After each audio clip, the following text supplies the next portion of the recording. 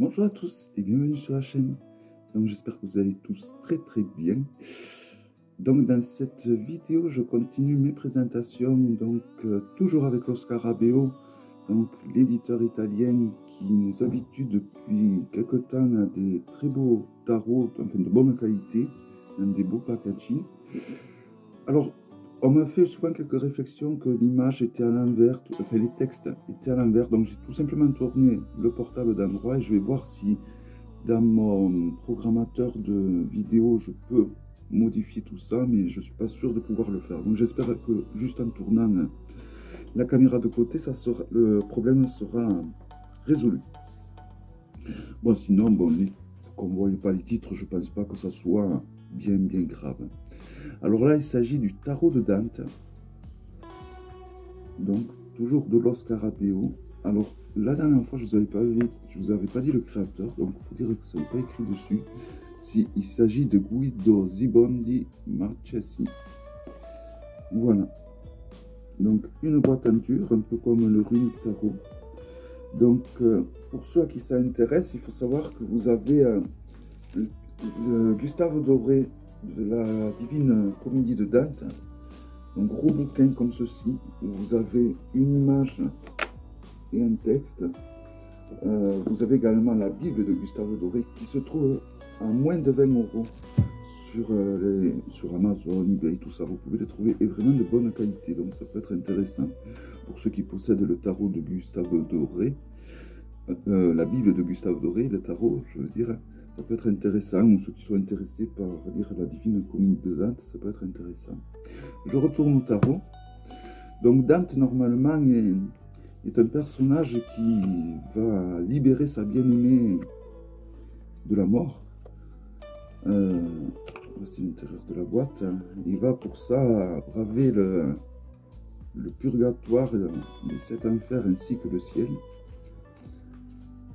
Voilà la carte classique. Dos des cartes très royalistes avec des lys, bonne qualité. Toujours cette sensation de, là vous voyez, c'est un côté qui est un peu brillant, tout comme le dos, mais là où il y a l'image, ça a un toucher mat, c'est bizarre. Et bon, les arcanes sont de bonne qualité. Si on le compare à un Grimaud, c'est plus large. Voilà. Et le Geibook, donc ça doit être comme le Runic Tarot. Donc voici une arcane de présentation. Hein. Le Geibook, j'imagine que ça doit être comme le Runic Tarot. Espagnol, italien, voilà, c'est ça. Anglais, italien, espagnol, portugais et peut-être grec. Grec ou russe, je sais pas. Je suis étonné. Ouais, ça doit être grec ou russe. Voilà, donc c'est toujours pas en français, décidément. Donc bon, voilà. Après, ça suit un rider. Hein. Donc, je vais vous présenter les arcanes majeurs.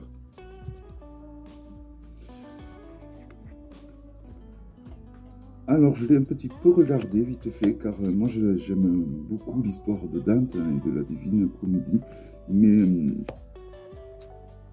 je trouve que ce n'est pas un tarot qui interprète vraiment la Divine Comédie, c'est-à-dire son passage au purgatoire, au 7 enfers et au ciel. Ou alors je suis passé complètement à côté, mais j'ai pas l'impression que ça relève de tout ça. Mais bon, ça en fait, je trouve, un jeu quand même, pour ceux qui aiment un peu les jeux qui ont un côté un peu ancien, ça peut être un jeu assez intéressant. Puis bon, c'est vrai que les mineurs, je les ai vus rapidos, mais justement, c'était les mineurs que je voulais voir, parce que bon, les majeurs restent les majeurs. Hein.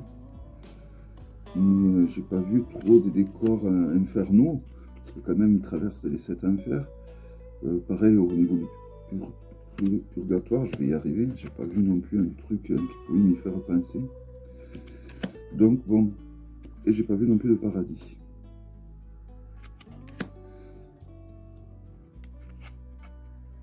Bon, si ce n'est que la tempérance et le diable qui peuvent faire penser à... Mais bon. Voilà, alors après, j'aime bien les illustrations. J'aime bien les illustrations qui ont un côté un peu historique, un peu ancien, comme ça. Là, on est un peu... ça fait médiéval, même, on peut dire.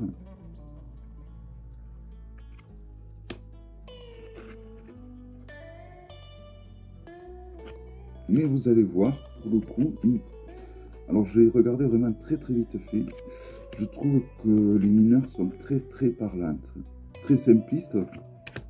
Vous voyez, les dessins des mineurs ressemblent un peu aux majeurs, hein, mais très parlantes pour le coup. Et voici donc pour le monde avec les 4 évangiles. Paul, Luc, Thomas, Matthieu, je crois. Les coupes. On ne peut pas les louper, hein, elles sont énormes.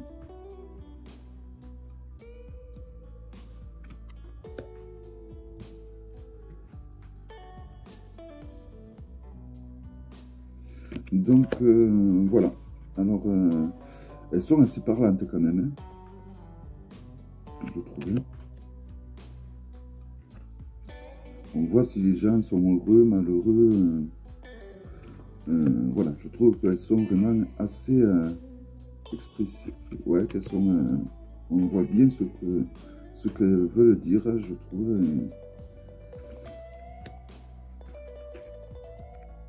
Donc vous avez le numéro de l'arcane mineur en bas. Et bon, vu la grosseur des coupes, on reconnaît très bien donc la famille de mineurs auquel elle appartient. Donc par contre, là où je vais peut-être trouver un défaut, c'est que, bon, on le reconnaît, on s'en notera aussi, donc il n'y a pas écrit valet, il y a écrit 11 à la place. Il n'y a pas écrit cavalier, il y a écrit 12. Il n'y a pas écrit reine, il y a écrit 13. Et il n'y a pas écrit roi, il y a écrit 14. Voilà. Voilà, bon, c'est le seul défaut, si je devais citer vraiment un défaut que je citerai. Et le fait que son passage donc en enfer et au purgatoire et au ciel n'est pas trop... Je trouve pas que ça se remarque tant que ça. Je pense pas que ça tourne d'ailleurs autour de ça, hein, ce tarot. Donc là, nous sommes au denier, hein, on le reconnaît très bien. Mais bon, ça en fait... voilà, il faut se dire que si on achète ce tarot, c'est pas du tout pour l'histoire de Dante, donc, et de la Divine Comédie, comme ça s'appelle normalement, le texte. On l'achète pour un jeu avec des dessins un peu médiévaux, un côté médiéval, ouais. Et avec des arcanes mineurs assez expressives et assez simples à utiliser. Voilà, donc c'est vraiment un rider basique. Vous prenez le tarot de sa boîte, vous l'ouvrez, vous pouvez vraiment l'utiliser de suite. Voilà, alors après, moi c'est l'effet qui me fait. Donc le valet, le 11, ça ne change pas. Hein. Cavalier en 12, reine en 13 et roi de denier en 14. Voilà, après c'est moi qui dis qu'il, à mes yeux, qu'il est facile d'interprétation. Bon, après c'est chacun qui... Donc comme quoi, c'est pas forcément... parce que bon, c'est vrai qu'au niveau...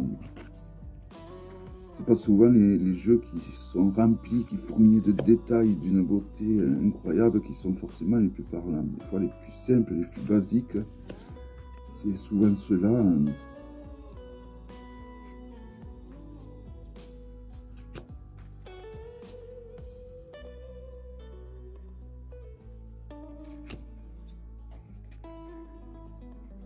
7 de bâton. Mais bon, là pour le coup, même en regardant rien que l'illustration, on n'aurait pas eu le numéro là en bas. Vu la grosseur des arcanes mineurs, des bâtons, des deniers, des coupes, on aurait très bien pu se passer même du numéro en bas.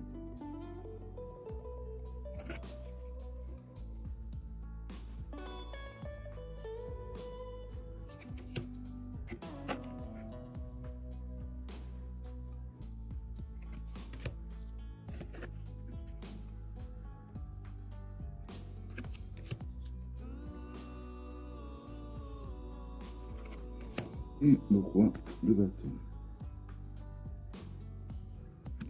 La série des épées avec l'as, 2, le 3,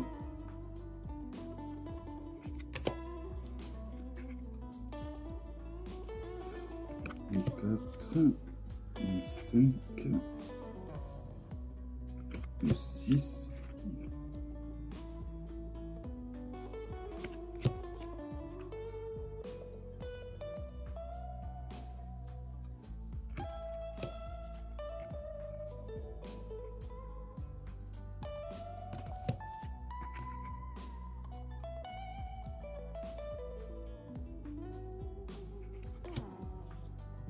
après, il faut lire, peut-être essayer de lire un peu plus le Gaibourg, ça peut, en effet.